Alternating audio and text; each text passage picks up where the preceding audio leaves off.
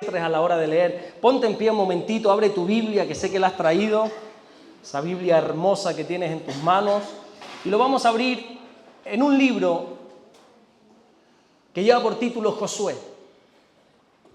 Vamos a hablar de Josué. Estaba leyendo en estos días esta historia preciosa de Josué y hubo dos frases que me llamaron la atención. No sé si fue el Señor, lo cierto es que sentí en mi corazón algo especial cuando leía eso, y es lo que quiero compartirles en esta tarde. En Josué capítulo 6, versículo 1, dice así la palabra del Señor. Josué capítulo 6, versículo 1. Ahora Jericó estaba cerrada, bien cerrada. A causa de los hijos de Israel, nadie entraba ni salía. Mas el Señor dijo a Josué: mira, yo he entregado en tu mano a Jericó y a su rey con sus varones de guerra. Rodearéis, pues, la ciudad todos los hombres de guerra, yendo alrededor de la ciudad una vez, y esto lo haréis durante 6 días. Y 7 sacerdotes llevarán 7 bocinas de cuernos de carnero delante del arca. Y al 7º día daréis 7 vueltas a la ciudad, y los sacerdotes tocarán las bocinas. Versículo 5. Y cuando toquen prolongadamente el cuerno de carnero, así que oigáis el sonido de la bocina, todo el pueblo gritará a gran voz, y el muro de la ciudad caerá. Entonces subirá el pueblo, cada uno derecho hacia adelante. Amén. Señor, gracias por tu palabra. Señor, gracias porque la podemos leer libremente, mi Dios, sin miedo a persecución, sin miedo a represalias. Oramos en el nombre de Jesucristo, que mientras tu palabra es predicada en esta tarde, Señor, que ocurran los prodigios, las señales, las maravillas, las sanidades, las liberaciones, todo lo que tu palabra dice y promete que puede ocurrir, que ocurra esta tarde en nuestras vidas, Señor.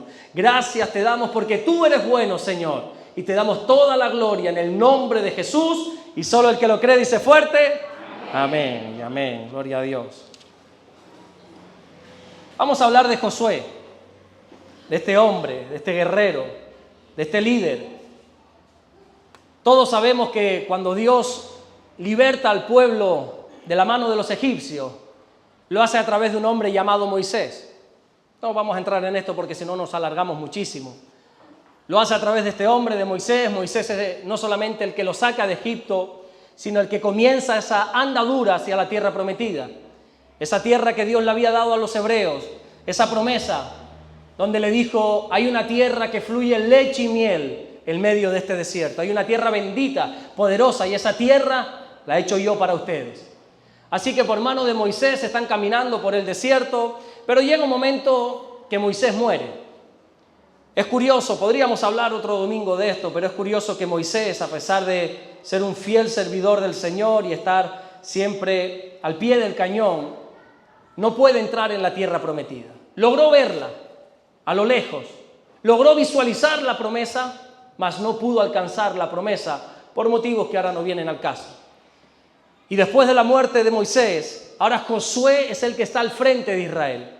No es él que da un paso al frente y dice: bueno, chicos, como Moisés ha muerto, ¿qué les parece si me pongo yo? No. Es Dios quien llama a Josué. De hecho, le tiene que dar esas instrucciones que todos sabemos: esfuérzate, sé valiente, no temas, no desmayes, yo estaré contigo a donde quiera que tú vayas, nunca se aparte este libro de la ley. Esa es la primera orden que Dios le da a este siervo, a este líder. Nunca dejes este libro a un lado, no temas, no desmayes, yo estoy contigo. Hay una cualidad que a mí me gusta mucho de Josué, y es que la Biblia no lo denomina siervo del Señor, sino que cuando se hace referencia a él se le denomina como siervo de Moisés. Así empieza este libro. Josué capítulo 1, versículo 1 dice: aconteció después de la muerte de Moisés, siervo del Señor, que el Señor habló a Josué, hijo de Nun, siervo de Moisés. Y este siervo de aquel hombre, fiel, leal a aquel hombre, ahora Dios le estaba dando el lugar. Como este hombre fue fiel en lo poco, ahora Dios lo estaba poniendo en lo mucho. Josué es ese tipo de personas que creo que a todos nos gustaría tener a nuestro lado. Un hombre fiel, un hombre leal, un hombre de buen ánimo, siempre pensando en la victoria. No te lo vas a encontrar nunca desanimado, siempre estaba animado, siempre pensando en la victoria, siempre estaba confiando en Dios aunque viese cosas raras. Josué fue uno de esos 12 hombres que Moisés envió, por orden de Dios, que Moisés envió a la tierra de Canaán a explorar la tierra, a mirar cómo era la tierra. La Biblia, la Reina Valera lo ha traducido como los 12 espías, la traducción correcta sería 12 exploradores, pero bueno, en definitiva, esos 12 exploradores que Moisés los envía a la tierra prometida antes de alcanzarla, antes de poseerla, y están allí, si no recuerdo mal, 40 días, reconociendo la tierra, viendo su agricultura, viendo su comida, viendo sus habitantes, viendo sus costumbres, viendo todo para poder dar un reporte a Moisés para saber cómo iban a enfrentar ese momento para heredar la tierra. Cuando estos 12 espías regresan al pueblo y se ponen frente a Moisés, todos conocemos que 10 de esos espías empiezan a decirle: Moisés, no, yo no lo veo viable, esto es muy complicado, allí son gigantes, nosotros vamos a ser como langostas, nos van a pisotear, decían, no somos nada delante de estos gigantes, los cananeos acabarán con nosotros, sus dioses son más poderosos. Pero había dos con un espíritu diferente, dice la Biblia, Josué y Caleb, que hicieron callar al pueblo y empezaron a dar un reporte totalmente positivo de aquella tierra que Dios le había entregado. Josué era un hombre con visión.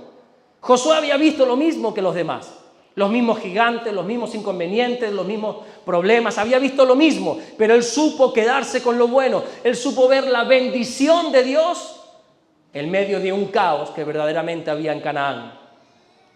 Con razón, cuando Moisés muere y Dios designa a Josué como líder, no hubo ni una sola persona del pueblo que se opusiese a esta decisión. Todos apoyaron a Josué como el nuevo líder. En Josué 1, capítulo 16, le dijeron: entonces respondieron a Josué, diciendo: nosotros haremos todas las cosas que nos has mandado, e iremos a donde quiera que nos envíes, que nos mandes, le dijo el pueblo. Versículo 17. De la manera que obedecimos a Moisés en todas las cosas, así te obedeceremos a ti. Solamente te vamos a poner una condición, Josué. Solamente nosotros nos vamos a someter a ti, pero solamente te vamos a pedir una cosa: que el Señor Dios esté contigo como estuvo con Moisés. Josué, nosotros nos vamos a someter a ti, le dijo el pueblo, pero lo que nosotros queremos es que tú estés sometido a Dios. No queremos estar sometidos a un hombre, queremos estar sometidos a Dios. Lo primero que hace Josué en su liderazgo es enviar espías también a la tierra prometida, en este caso a Jericó.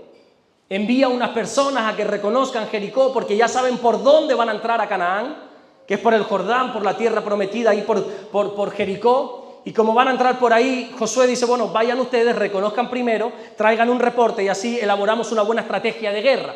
Josué era un guerrero. Y van estos espías, ahí están un tiempito, hay unas historias muy interesantes. Conocen a una mujer de dudosa reputación, que es una historia apasionante esa. Y bueno, y regresan y lo que le dicen a Josué es: yo creo que sí, podemos enfrentar esta tierra.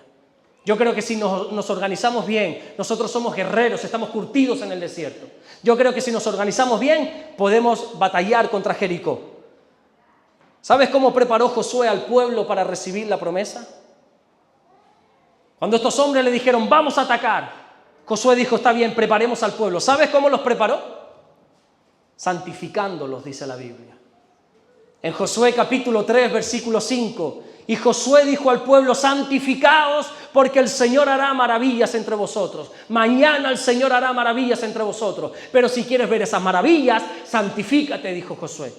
Sin santidad no vas a poder ver a Dios, no vas a poder ver sus maravillas. Así que Josué sabía que para poder heredar esa bendición, para poder obtener esa tierra prometida, tenían que santificarse. Y con esa preparación, con esa santidad, la Biblia nos enseña cómo esas miles y miles y miles de personas se preparan y se ponen frente a un río, porque ahora solo lo que les separa de la tierra prometida es un río. Tan solo un río, ni siquiera es un mar, como Moisés en aquel tiempo que tuvo que abrir un mar rojo. Es un simple río, el río Jordán. No es el más violento ni mucho menos, pero ahora tienen que cruzarlo para poder heredar la tierra.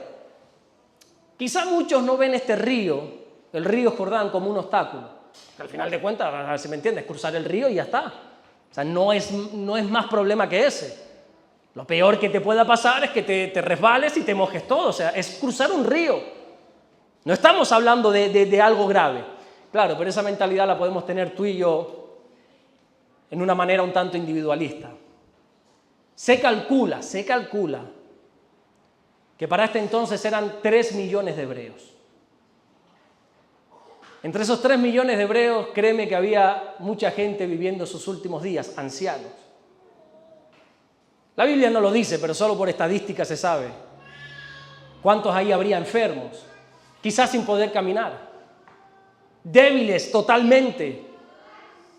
Ahí había mujeres a punto de dar a luz, por estadística. Ahí había mujeres recién dadas a luz. Ahí había niños. Había bebés recién nacidos. Vuelvo y repito, había ancianos, había enfermos. Había muchos animales, había ganado. Había también cosas materiales, cosas que cargar. Así que créeme que no es tan fácil cruzar un río con todo este tipo de personas.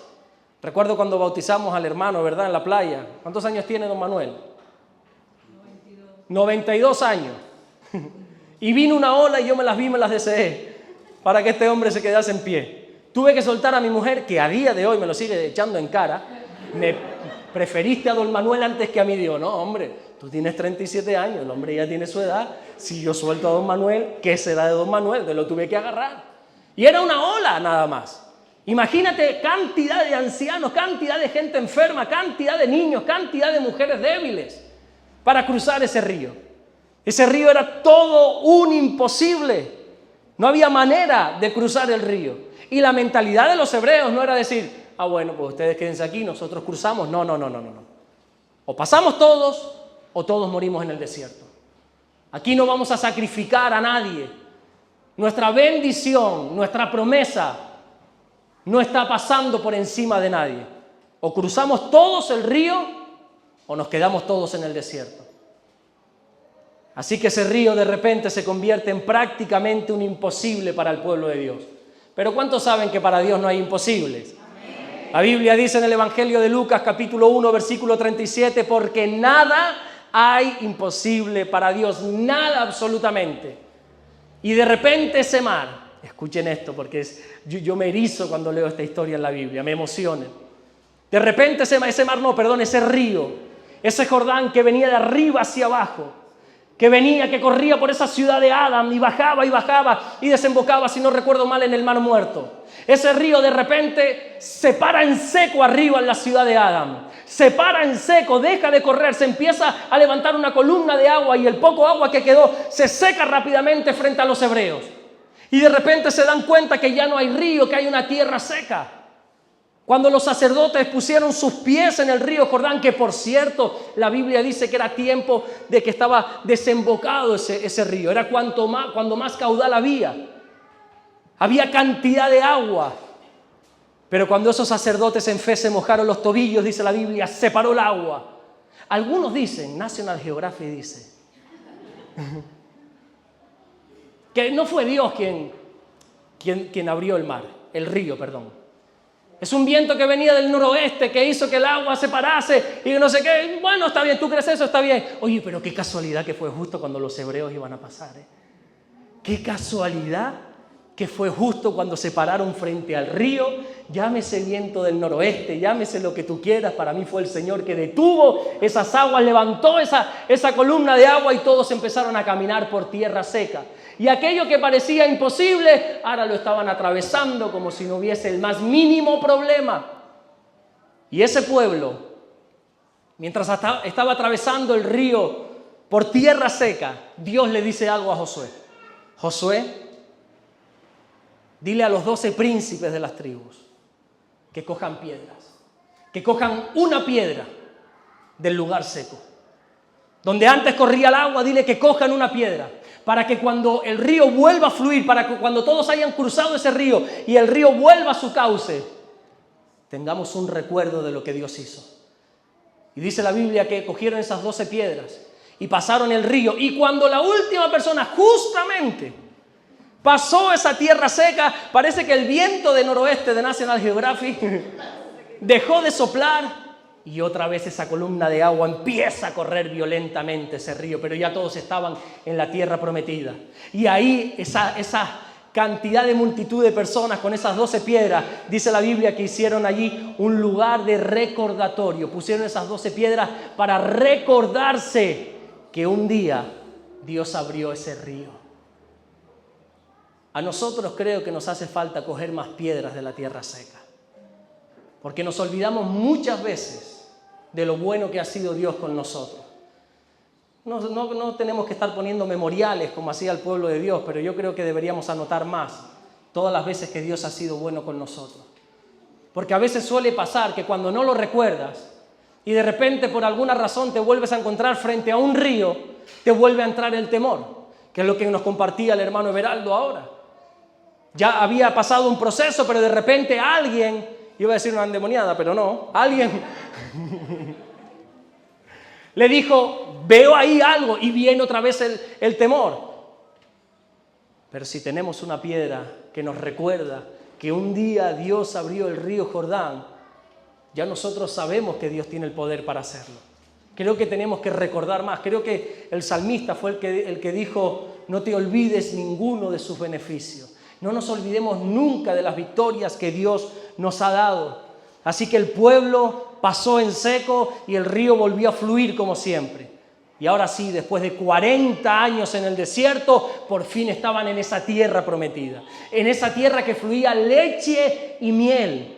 La Biblia dice que cuando llegaron allí y comieron por primera vez en la tierra de Canaán, cesó el maná. Ese maná que les acompañó durante 40 años, donde Dios cada mañana derramaba esa comida para nutrir al pueblo por el desierto, ese mismo día cesó. Se acabó el maná por siempre, porque ahora están en una tierra tan bendita que ya no necesitan este maná. Pero sucede algo. Esa tierra prometida tenía gente. Esa tierra prometida tenía habitantes. Allí estaba habitada por los cananeos, los hititas, los heveos, los ferozeos, los gergeseos, los amorreos, los jebuseos y, como decía un predicador argentino, y todos los feos. Ahí estaba cantidad de gente, cantidad de enemigos del pueblo de Dios. Ya estaban en la tierra prometida, pero ahora tenían que conquistar la tierra prometida. Y es que así son las promesas de Dios. Dios nos las da, pero nosotros las tenemos que pelear. Nosotros las tenemos que conquistar. Y de repente se dan cuenta que ahora tienen ya frente a ellos al primer enemigo, que son los cananeos, los de la tierra de Jericó. Yo sé que están también los hititas, los jebuseos, están todos los demás, pero ahora estamos frente a Jericó. Los problemas hay que enfrentarlos de uno en uno. No te agobies por el día de mañana. Bástale cada día su propio afán, dice el Señor. No te preocupes, enfrenta el problema a problema.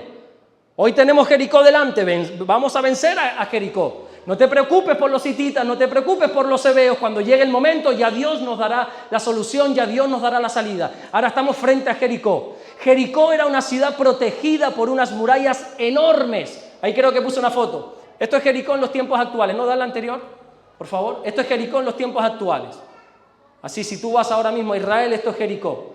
Y en los tiempos de Josué, ahora sí, esto era Jericó. Realmente no es así, porque estas casas no estaban aquí, ¿vale? Tenía unas murallas de 9 metros de altura, de 6 metros de espesor, 6 metros, no sé, ustedes saben medir mejor que yo, de aquí a allí incluso más, de ancho, de alto 9 metros. Luego, por eso digo que aquí no había nada, porque ahí había como una fosa, y cuando lograbas entrar por esta muralla, que era imposible, tenías un hueco que ya no podías pasar y te encontrabas con una segunda muralla. Jericó era totalmente inquebrantable. Nadie podía entrar ahí. Era una ciudad protegida por esas murallas para que ningún enemigo pudiese acceder. Todas las ciudades vecinas se habían enterado de lo sucedido. Todos aquellos enemigos se habían enterado de cómo Dios había abierto el río Jordán, de cómo Dios había hecho esta proeza. Así que todos empezaron a tener miedo. Empezaron a decir, cuidado con estos que vienen, cuidado con estos hebreos, porque tiene un Dios que hace imposibles. En Josué capítulo 5, versículo 1, dice que cuando todos los reyes de los amorreos que estaban al otro lado del Jordán, al occidente, y todos los reyes de los cananeos, que estaban cerca del mar, oyeron cómo el Señor había secado las aguas del Jordán delante de los hijos de Israel hasta que hubieran pasado. Desfalleció su corazón y no hubo más aliento en ellos delante de los hijos de Israel. Todas aquellas ciudades se desanimaron, desfalleció su corazón. Debido a este temor que empezó a correr por toda la tierra de Canaán, Jericó reforzó esas murallas. Si ya eran fuertes, las reforzó aún más. Se dio una orden. Se dijo que nadie salga, que nadie entre. Los hebreos están ahí fuera. Tienen un Dios poderoso. Todos hemos escuchado cómo ha abierto el río Jordán. Refuercen las murallas, ciérrenlas. Y que nadie entre y nadie salga. Dice Josué capítulo 6, versículo 1. Ahora Jericó estaba cerrada, bien cerrada, aclara la Biblia. A causa de los hijos de Israel, nadie entraba ni salía. Así que vuelvo a decir que la conquista de Jericó de repente era otro imposible. Pero ¿cuántos saben que para Dios no hay imposibles? De repente Dios le da la estrategia a Josué. Dice: Josué, tranquilo, yo no te he traído hasta aquí para que ahora mueras aquí frente a unas murallas. Yo sé cómo las vamos a romper, cómo se van a caer. Yo me imagino a Josué con ese espíritu de guerra que tenía, como ese guerrero que era, él afilando la espada diciendo: dime, Señor, ¿por dónde entramos? ¿Por dónde empezamos? ¿Por dónde dónde vamos a derribar estos muros para entrar? Y le dice el Señor: no, ¿estás atento para recibir la estrategia de guerra? Sí, dice Josué. Entonces Dios le dice: ponte a caminar. ¿Cómo a caminar? Ponte a caminar. Coge al pueblo y dale 13 vueltas a las murallas. Josué, no me des 12 vueltas. Josué, no des 14 vueltas. Quiero que des 13 vueltas. Es más, lo vamos a hacer de la siguiente manera. Durante los primeros 6 días vas a dar una vuelta. Vas a coger el arca del pacto que representa la presencia del Señor. Van a haber 7 sacerdotes y todos los hombres de guerra y vas a dar una vuelta. Y el 7º día darás 7 vueltas. Josué 6:3, rodearéis pues la ciudad todos los hombres de guerra. Ahora te voy a explicar eso que es muy hermoso. Yendo alrededor de la ciudad una vez, y esto harás durante 6 días. Y el 7º, 7 vueltas. Todos conocemos la historia, sabemos lo que pasa, lo que no pasa, pero ponte por favor por un momento en la piel de los hebreos. Estaban frente a una muralla inmensa, estaban frente a unos muros inquebrantables, imposibles de atravesar. Y de repente Dios les dice que empiecen a caminar alrededor de los muros. Pero así lo hacen, porque ellos son obedientes. Y el primer día, el pueblo junto con el arca del Señor comienza a dar la primera vuelta. Miren este versículo, que es uno de esos 2 versículos que te dije que me llamó la atención. Josué 6:11. Así que él hizo que el arca del Señor diera una vuelta alrededor de la ciudad y volvieron luego al campamento y allí pasaron la noche. El segundo día hicieron lo mismo, y el tercero, y el cuarto, y el quinto. Dice el versículo 14, así dieron otra vuelta a la ciudad el segundo día, y volvieron al campamento, y de esta manera hicieron durante 6 días. ¿Tú sabes qué es lo que más me gustaría saber a mí? Lo que a mí más me encantaría conocer de esta historia, ¿sabes lo que es? No tanto cuánto tardaban en dar la vuelta a Jericó. Me gustaría saberlo como detalle, como dato curioso. Pero no es lo que más me gustaría saber. Me gustaría saber, pero no es lo que más me gustaría, el ánimo que tenían, qué atmósfera se respiraba allí mientras estaban dando vueltas. Oye, qué bueno sería saberlo, qué conversaciones había, está bien el ánimo que tenía, pero no es lo que más me interesa. Lo que más me gustaría saber a mí es qué hacían o cómo se sentían los hebreos cuando regresaban por la noche al campamento. Fíjate los versículos, te los voy a volver a leer, resaltando lo que me llamó la atención. Versículo 11, así que él hizo que el arca del Señor diera una vuelta alrededor de la ciudad y volvieron luego al campamento. Y allí pasaron la noche. Versículo 14, así dieron otra vuelta a la ciudad el segundo día y volvieron al campamento. Y de esta manera hicieron durante 6 días. Pregunto, ¿qué pensarías tú volviendo al campamento sin ver absolutamente nada? ¿Te has esforzado?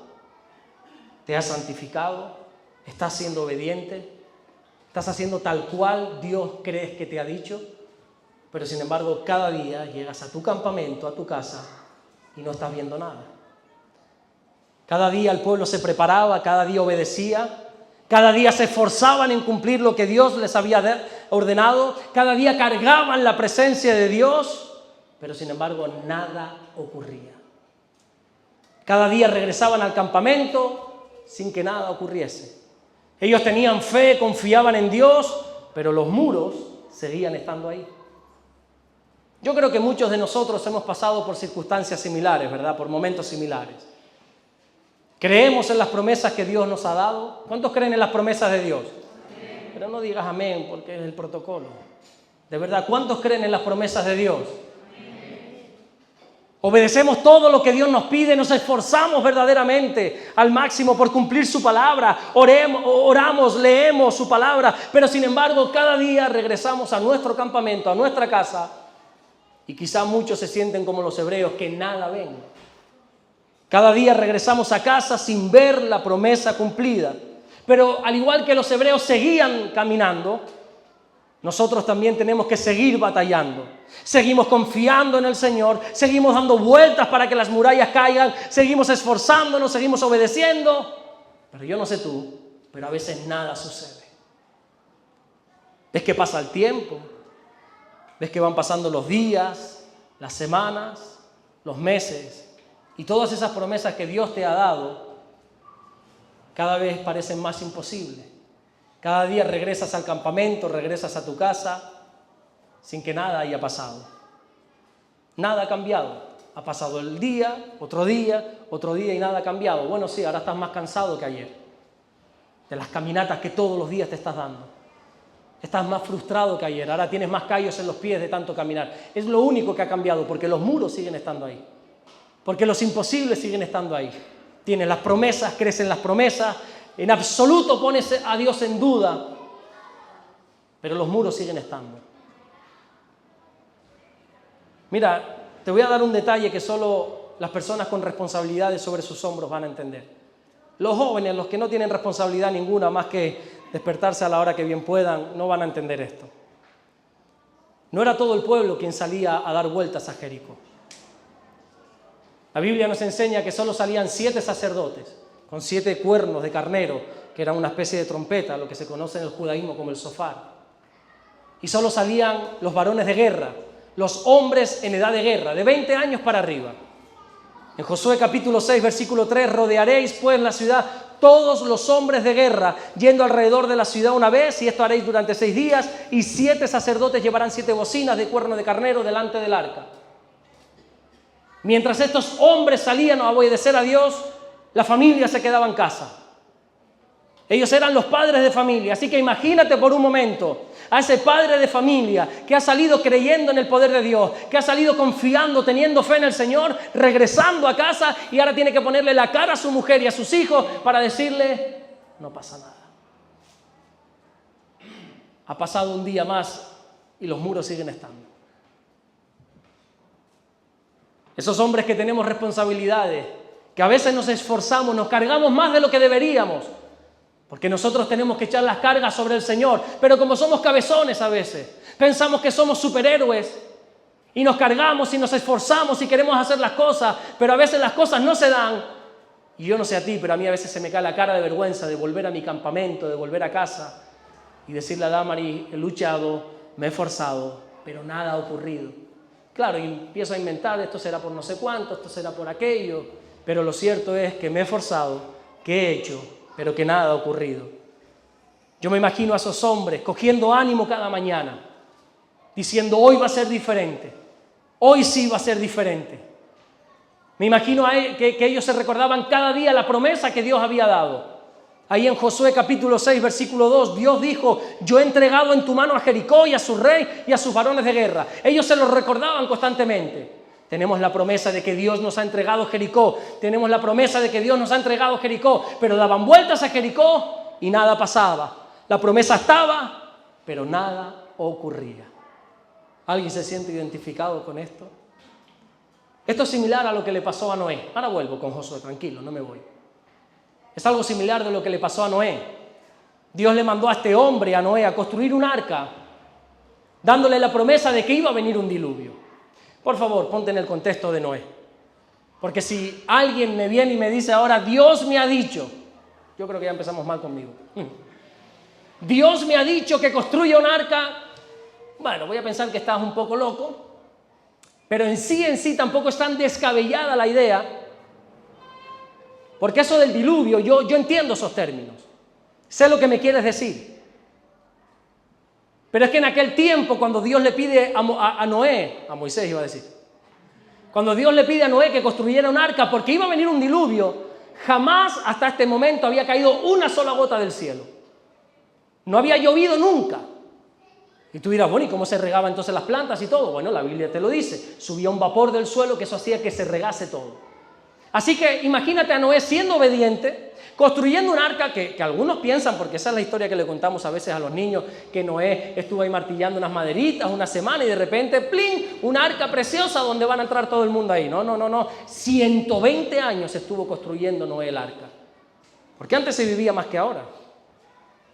Antiguamente, cuando Dios creó al ser humano ahí en el Edén, que lo quiso hacer eterno, pero como el hombre metió la pata y comió de aquel fruto, que no sabemos si era manzana, si era un kiwi, si no sabemos lo que era un fruto, eso sí. Entonces lo tuvo que echar del Edén, y a medida que el hombre se ha ido alejando del Edén, vive menos. Hay un hombre en la Biblia que se llama Matusalén que vivió 969 años. 969 años. Pero a medida que nos hemos ido separando del Edén, que es Cristo, nos vamos secando. Cuanto más nos separamos de Jesús, más lo secamos. Y entonces ahí está Noé, trabajando 120 años. ¿Tú crees que en esos 120 años, con toda la burla de la gente, yo me imagino a la mujer de Noé diciéndole, Noé, yo no quiero poner en duda lo que Dios te ha dicho, pero chico, trabaja también, hombre. Trae sustento a casa, hombre. ¿Está bien eso de la maderita? Está bien eso de que estés calafeteando aquí las tablas, que yo te apoyo en el ministerio, no es de verdad, que no es por poner en duda nada, pero trabaja un poco por fuera, ¿no? Estaría aguantando las burlas de todo el pueblo, estoy convencido, pero para mí no es tanto el problema ese. Para mí lo difícil no fueron los 120 años, sino el día que Noé entró en el arca. Noé no solo se esforzó, escuchen esto, en estar 120 años construyendo un arca, sino que Dios le dio la tremenda labor de meter a todos los animales en el arca. Hembra y macho meterás. Noé, no metas 2 perritas, porque si metes 2 perritas, se acabaron los perros. No, pero es que se sienten así. Me parece estupendo, Noé, pero como tú metas 2 perritas, ya se acabaron los tobis, no hay perritos más. Tienes que meter un perrito y una perrita. Tienes que meter un elefante macho y un elefante hembra. Ay, pero estás discriminando. Como tú quieras, mijo. Pero como metas 2 machos, se acabó el animal. Como metas 2 hembras, se acabó todo. Así que Noé se las tuvo que ingeniar el meter a una hembra y a un macho de cada especie en el arca. Alguien me preguntó hace años, sin broma y sin nada, me dice, la Biblia se contradice. Digo, sí, ¿por qué? Me dice, porque tú me estás diciendo que Dios le dijo a Noé que metiera una pareja de cada animal de la tierra. Y yo, sí, es verdad. Dice, ¿y sabes qué? Como desafiándome, como diciendo, aquí te pillé. Me dice, la Biblia, Dios no le pidió a Noé meter ni ballenas, ni delfines, ni peces. Digo, vamos a ver, espérate. Vino un diluvio, mi hijo. Si viene un diluvio, la ballena sobrevive fuera, tranquilo. Si viene un diluvio, el delfín sobrevive. Los pajaritos no, por eso tuvo que meter un macho y una hembra de cada pajarito. Los animales terrestres no, pero los animales marinos no hace falta meterlos en el arca porque viene un diluvio, ellos están en su salsa, ellos están como pez en el agua, como se suele decir, ellos están cómodos. Así que por eso Noé no metió animales de mar en el arca, faltaría más. Ya la cordura hay que usar nada más un poquito para entender eso. Y ahí está, ya cuando, no sé cómo lo hizo Noé, con la gracia de Dios, lógicamente, logra meter a todos esos animales. Yo creo que la lógica nos tiene que dar a entender que metió crías de animal, ¿verdad? No metió una jirafa grande, sino una cría de jirafa, macho y hembra. No metió el rinoceronte grande, lo metió pequeño, porque si no, a saber cómo iban a entrar ahí en ese arca. Y ocurre algo, y es que ahora tiene que convencer a su mujer, a sus 3 hijos y a las 3 mujeres de sus hijos, a sus 3 nueras que entren. Los convenció, gracias a Dios la mujer de Noé se sometió a Noé y entró. Menos mal que fue hace unos cuantos miles de años, pues se iba a hacer ahora. No es que no solamente no entra la mujer, sino que tú tampoco entras, ni Noé entra en ese arca. Las mujeres de hoy en día. Y ahí está, y entonces dice la Biblia, bromas aparte, que Noé entra con todos los animales, entra con toda su familia. Y lo más tremendo es que cuando logra esta hazaña, la Biblia dice que es Dios quien cierra las puertas del arca. Yo me imagino a Noé esperado 120 años. Viene el diluvio. No sé cómo se lo imaginaría, nunca había visto agua descender del cielo. Yo no sé cómo estaría Moisés, pero Noé, corríjame cuando me equivoco, por favor. Noé estaría nervioso, mordiéndose las uñas, diciendo, viene el agua, ¿cómo va a ser esto? ¿Cómo va a ser esto? Y de repente Dios cierra las puertas y dice, familia, prepárense que viene el diluvio. ¿Y saben lo que sucede? No cae ni una gota. Y Noé nos explica lo que está pasando. Dice, bueno, vamos a darle un voto de confianza a nuestro Dios. Y pasan la primera noche sin que nada suceda. Y de repente está el segundo día. Y Noé está diciendo, ahora sí, Señor, yo me lo imagino orando a escondidas de su familia. Señor, no me dejes en ridículo, por favor, desciende con ese diluvio. Y pasan 2 días y ahí no pasa nada. Y pasan 3 días y ahí no pasa nada. Y pasan 4 días y ahí no pasa nada. Imagínate el olor que tenía que haber ya en ese arca de tantos animales haciendo de todo. Ahí, imagínate los comentarios, no tanto de la mujer de Noé, de los hijos, pero las nueras diciéndole a los maridos, tu padre nos has hecho entrar aquí, yo no sé. El pueblo por fuera riéndose de ellos. Me imagino que dentro del arca se escuchaba la burla de los de fuera. No llueve, no llueve. Y pasan 5 días y nada pasa. Y pasan 7 días y nada pasa. Y en Génesis capítulo 7, versículo 10 dice, y sucedió que al 7º día las aguas del diluvio vinieron sobre la tierra. Te pongo otro ejemplo más. Déjame contarte una historia más. Ahora te engraso estas 3 historias juntas para que entiendas algo. Jesús le dijo a los discípulos, no se vayan de Jerusalén. Yo he resucitado y he estado 40 días con ustedes, pero me tengo que ir al cielo. Me voy a esconder en las nubes, voy a ir, tranquilos que voy a volver. No te voy a dejar huérfano, volveré a por ti, iglesia, dice el Señor. Pero me voy a ir. Sé que la cosa está difícil en Israel, sé que está complicado en Jerusalén, pero no se muevan hasta que venga sobre ustedes el Espíritu Santo. En Hechos capítulo 1, versículo 4 dice, y estando juntos, les mandó que no se fueran de Jerusalén, sino que esperasen la promesa del Padre, la cual les dijo, oísteis de mí. Yo espero que entiendas que los discípulos corrían un enorme peligro por estar allí, por permanecer en Jerusalén. Desde que Jesús había resucitado, en Israel se había creado todo un revuelo y se estaba dando persecución hasta la muerte a todo aquel que tenía que ver con Jesús. Así que permanecer en Jerusalén era arriesgar sus propias vidas. Sin embargo, Jesús les dice, esperen. Cuando venga el Espíritu Santo sobre ti, entonces puedes marcharte de Jerusalén. No se sabe la cantidad de discípulos que habían, pero como mínimo habían 500. Estoy convencido que había muchísimos más, pero bueno, vamos a basarnos en lo que la Biblia dice, 500. Porque más adelante Pablo va a decir que el Señor se le apareció como a 500 discípulos. Vamos a partir de ahí, de 500. Eran más, pero vamos a partir de ahí. Y aquellos 500 hombres empezaron a esperar. Y pasa un día y nada sucede. Y siguen esperando, nada ocurre. Yo no sé las conversaciones que estaban teniendo aquellos grupos de hermanos. Van pasando los días, van pasando las horas y nada ocurre.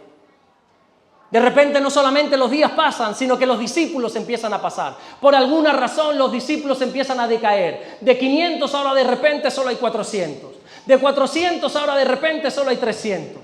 De 300 de repente solo hay 200, 150, hasta que de repente solo son 120 en una habitación, en un aposento alto, escondiéndose de los religiosos del momento. Jesús le dice, espérense, no se vayan hasta que venga el Espíritu Santo. Yo creo que todos hemos atravesado momentos similares, ¿verdad? Dios nos ha prometido sanidad y creemos en la palabra del Señor. Jamás, por favor, Señor, te pondré en duda. Conozco esa palabra que dice, yo soy tu sanador. Conozco al pie de la letra, me lo sé de memoria, Isaías capítulo 53, por tus llagas soy sano. Conozco perfectamente Santiago capítulo 5, oremos los unos por los otros para que seamos sanados. Yo conozco tus promesas, yo conozco tu palabra, pero ¿sabes qué? Los muros siguen estando, nada ocurre, Señor. Sigo viendo a esta persona enferma.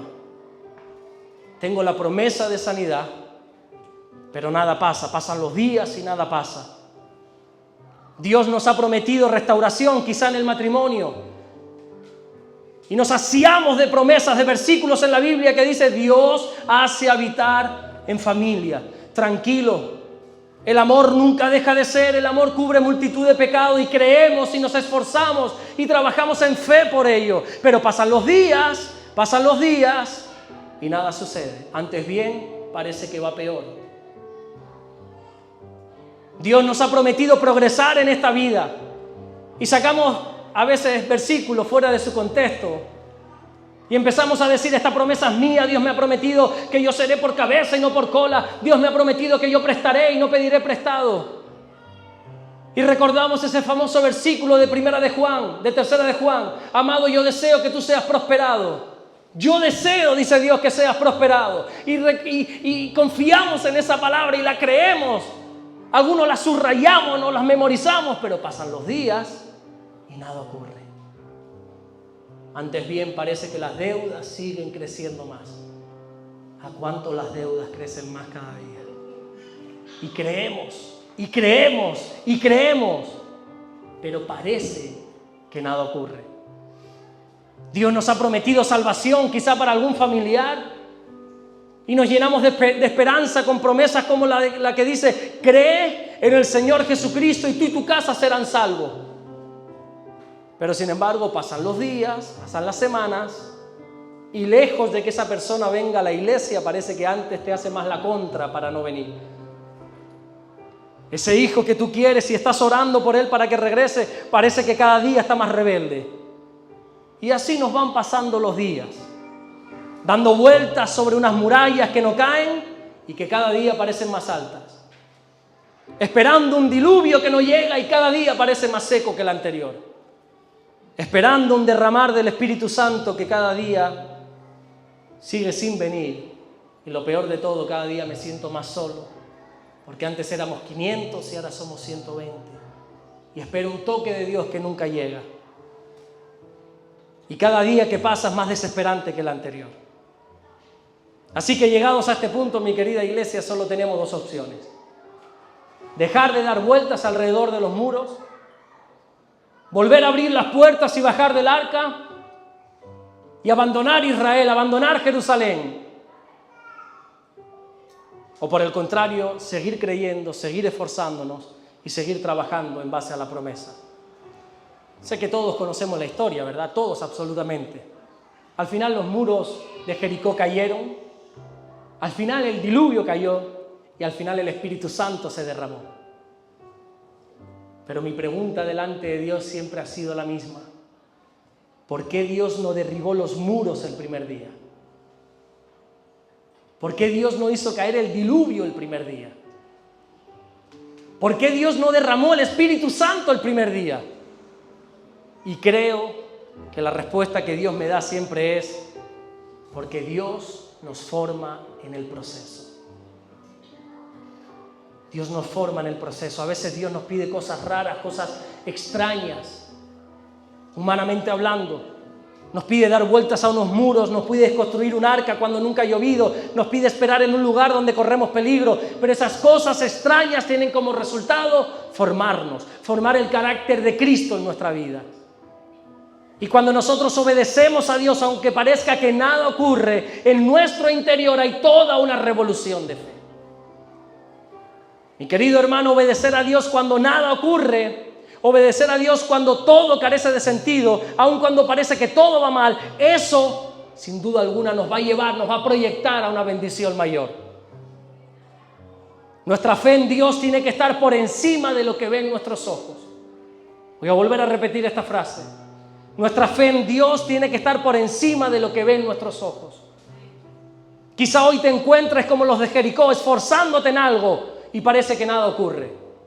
Quizá estés como Noé, inmerso en un silencio de Dios, donde todo a tu alrededor es un caos, pero no hay ni una sola gota de bendición. Quizá te sientes como los discípulos anhelando un toque del Espíritu Santo que nunca llega. Y ves como el Espíritu Santo es derramado sobre él, sobre ella, pero parece que no hay bendición para ti. Y la palabra que hoy quiero transmitirte es: sigue confiando. Dios nunca falla. Aunque no veas nada, sigue confiando porque Dios nunca falla. La obra de Dios es majestuosa, sin fallo alguno. Absolutamente todo está programado por el reloj de Dios. Aún las circunstancias más raras, más extrañas o las que no entendemos, esas también están programadas por el divino y perfecto reloj de Dios. El Salmo 31:15 dice: en tus manos están mis tiempos. Otra versión que me fascina dice: mi vida entera está en tus manos, Señor. Todo cambia en nuestra vida cuando confiamos plenamente en que Dios tiene el control. Hace unos años atrás, en un vuelo que salió desde Madrid, destino a Estados Unidos, cuando ya habían pasado varias horas de viaje y ya estaban encima del océano, de repente ese avión cargado de pasajeros empieza a entrar en turbulencia. Pero no turbulencias como las que tiene el Vinter a veces, que te mueves un poquito. No, turbulencia. Se empiezan a abrir los cajones, se empiezan a caer las maletas. Gente empieza a entrar en crisis, en ansiedad, en pánico. Las azafatas no dan abasto trabajando con la gente, atendiendo. Todo el mundo gritando, eso era un caos. Las mascarillas caen, la gente se las empieza a poner. Todo era un caos, el avión empieza a perder altura. Todo parece desembocar en un accidente. Ya la gente empieza a estar desesperada, gritando. El ateo comienza a rezar. Están todos desesperados, llorando, afligidos, abrazándose unos a otros porque saben que van a morir. Y de repente la azafata se da cuenta que hay un niño que, a pesar de las turbulencias, él sigue pintando en esas hojitas que le dan a los niños en el avión, ¿sabes? Y ahí está pintando y pintando, y la azafata milagrosamente logra llegar a ese niño. Le dice: pero no te das cuenta lo que está pasando, ¿cómo estás así? Y este niño, en medio de las turbulencias, riendo, le dice: es que mi papá es el piloto. Que mi padre es quien lleva este avión. Que mi padre sabe que yo estoy aquí. Mi padre no va a dejar caer este avión porque yo estoy aquí. Mi padre es el piloto. Yo estoy confiado. Es mi padre quien tiene el control de todo. Es verdad, la cosa está complicada, dice el niño. Esto se está moviendo más de lo que yo pensaba. Pero ¿qué voy a temer si papá está al volante? Si es mi padre el piloto de esta nave. Con razón dijo el Señor. El Mateo 18:3: de cierto os digo que si no os volvéis y os hacéis como niños, no entraréis en el reino de los cielos. Amada iglesia, sigue confiando, sigue caminando, sigue permaneciendo, sigue dando vueltas a esa muralla. Porque si Dios ha dicho que los muros caen, oye, créeme que los muros van a caer. La Biblia dice en Proverbios 3:5: fíate del Señor de todo tu corazón. A ciegas, fíate del Señor con todo tu corazón.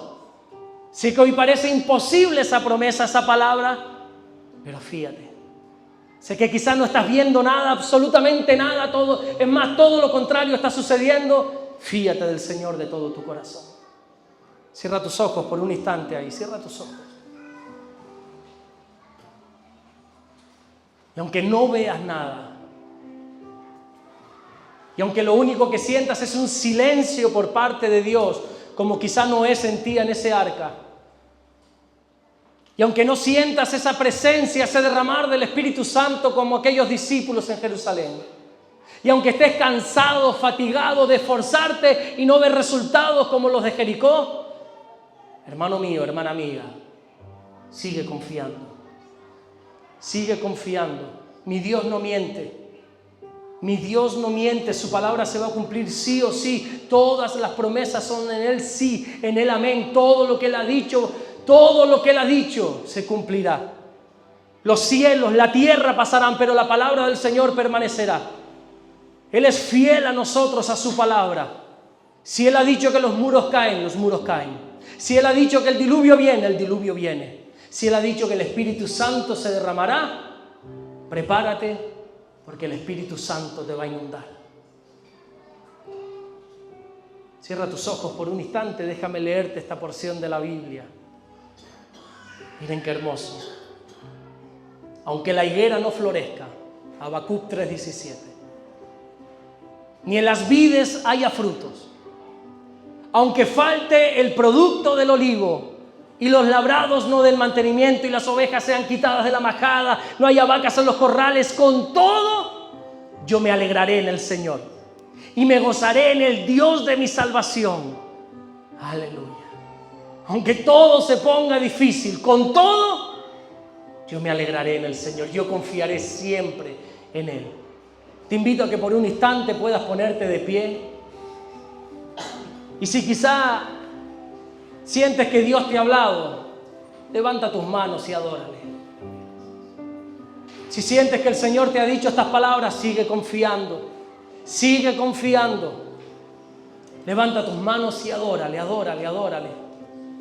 Ahí estaban esos varones de guerra dando vueltas, nada pasaba. Tenían que poner la cara frente a su familia, nada pasaba. Una noche más en el campamento y nada pasaba, nada pasaba. Pero ¿sabes lo que nunca soltaban? Esas bocinas, esas trompetas. Esas trompetas era la adoración que el pueblo le daba a Dios. Ellos estaban caminando, cada vez las murallas se hacían más altas, cada vez el imposible parecía más fuerte, pero nunca soltaron esas trompetas, nunca dejaron de adorar a Dios, siempre adorando. En medio de la duda, en medio de la angustia, en medio cuando parece que nada pasa, seguimos adorando. Y le adoramos y le adoramos. Y nos agarramos más que nunca a la adoración y le exaltamos. Y no vemos nada, no escuchamos nada, no sentimos nada, pero te adoramos, Señor. Cuán hermosa es tu creación, qué hermoso eres tú. Grandes son tus maravillas. Eres precioso, eres hermoso. Quizá no estoy viviendo lo que yo pensaba o quería vivir, pero aún así qué hermoso eres. No estoy viendo lo que quiero ver, pero eres grande, eres poderoso. No siento tu presencia como lo anhelo, pero qué glorioso eres tú, mi Dios. A ti te honro, a ti te glorifico, a ti te doy la gloria, a ti te doy la honra. Cansado quizá de dar vueltas por estas murallas, pero levanto mis manos y te sigo adorando. Aunque parezca que nada ocurre, te sigo adorando. Aunque parezca que nada pasa, te sigo adorando. Siempre te adoraré. Siempre te adoraré, mi Dios. Pase lo que pase, esté lejos, esté cerca, siempre te adoraré. Nunca soltaré esta adoración a ti. No te adoro por lo que me das, te adoro por lo que eres, Señor. Nunca dejaré de adorarte, mi Dios. Adórale, iglesia. Adórale. Si te sientes como los hebreos, si te sientes como Noé, si te sientes como los discípulos, adórale en esta tarde. Levanta tus manos y confía en Él, aunque parezca que nada está pasando. Hay una canción que no es de un versículo bíblico, pero la canción dice que cuando Dios esté en silencio es porque está trabajando. Yo no sé si es del todo correcto, pero creo que no se aleja de la realidad. A veces Dios no responde, no nos da como nos gustaría que nos diese, pero Dios está trabajando a nuestro favor. Él ha prometido no abandonarnos, no dejarnos. Él no nos dejará huérfanos. Él estará con nosotros, dijo el Señor, hasta el último de los días. No te dejaré huérfano, aunque tu padre y tu madre te dejaren con todo eso, y yo te recogeré. Estarás conmigo. Me voy porque tengo que ir a hacer unas moradas arriba, pero un día vendrás conmigo a la eternidad. Tranquilo, que aunque no veas nada, yo estoy obrando, dice el Señor. Qué hermoso eres, te adoro, Señor. Te adoramos, te adoramos. ¿Te animas a adorarle con esta alabanza, con esta adoración? Adórale.